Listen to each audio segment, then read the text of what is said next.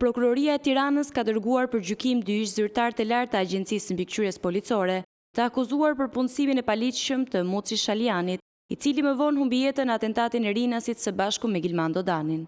Në bankën e të akuzuarve janë ish drejtori i përgjithshëm i AMP-s Artiol Saliasi dhe drejtori i financës dhe shërbimeve mbështetëse Gëzim Sala, të cilët akuzohen për shpërdorim detyre.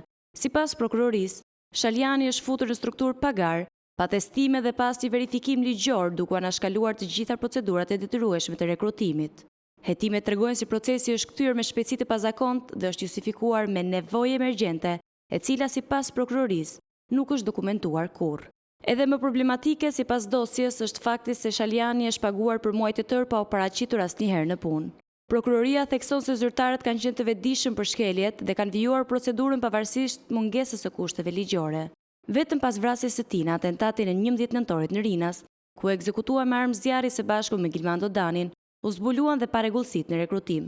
Ngjarja e rëndë kriminale u kthye në piknisjen e një hetimi që nxori në pa jo vetëm atentatin, por edhe shkelje serioze brenda një institucioni të sigurisë.